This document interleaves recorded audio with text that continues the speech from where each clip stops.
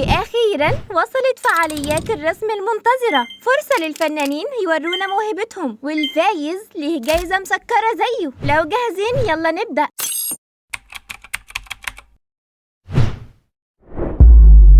منورين يا سكاكر. هاي يا سكاكر، عاملين ايه؟ يا رب تكونوا كويسين. عايزه اقول لكم ان انتوا وحشتوني جدا جدا جدا بجد، وعلشان ما اطولش عليكم يلا بينا نعرف ازاي نشارك في الفعاليه. فكرة الفعالية ببساطة هي انكم هترسموا شخصيتي المسكرة دي، هترسموها باسلوبكم سواء كان انمي، كرتون، واقعي، اي حاجة. الابداع مفتوح لكم 100%، تقدروا تفننوا زي ما انتم عايزين.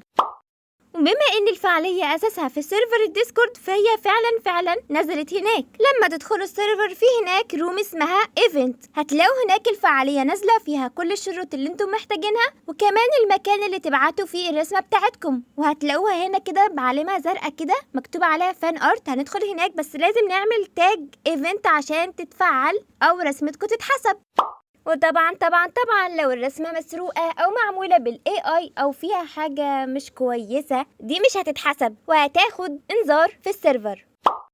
الفعالية مدتها أسبوعين كاملين، يعني يوم الجمعة اللي بعد اللي جاي هنزل فيديو هقيم فيه كل الرسمات اللي انتم رسمتوها، وكمان هأعلن الفايز.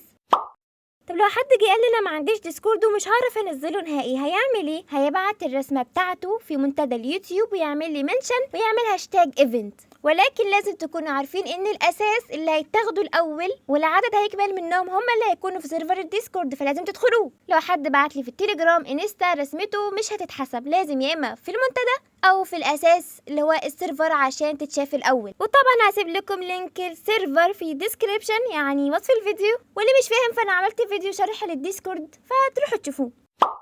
طب ايه هي الجايزة؟ الجايزة بكل بساطة للي هيكسب هتكون 3 حاجات. اول حاجة الرسمة تترفع صورة لسيرفر الديسكورد وقناة التليجرام كمان، ولو عجبتني جدا، لو في رسمة عجبتني جدا واو قوي كيوت عسولة كده، فهتلاقوني حطيتها يوتيوب، حطيتها صورة ليا انستا كده يعني. تاني حاجة هي رول وينر في سيرفر الديسكورد. تاني حاجة اللي هتكون للاعبين جروء جاردن في روبلوكس، هتكون أكبر نبتة كبيرة جدا ازاي اللي سعرها 75 تريليون مرة واحدة. فده كله مستنيكم يا فنانين. جاهزين توروني إبداعكم؟ خلينا نشوف مين اللي هيخلي ريم ولا في رسمة أسطورية مسكرة. وبس كده احنا وصلنا لنهاية الفيديو، متحمسة جدا عشان أشوف كمية الإبداع اللي هشوفها والفنانين. وما تنسوش تعملوا لايك وشير للفيديو علشان يوصل لكل السكاكر الفنانين اللي معانا.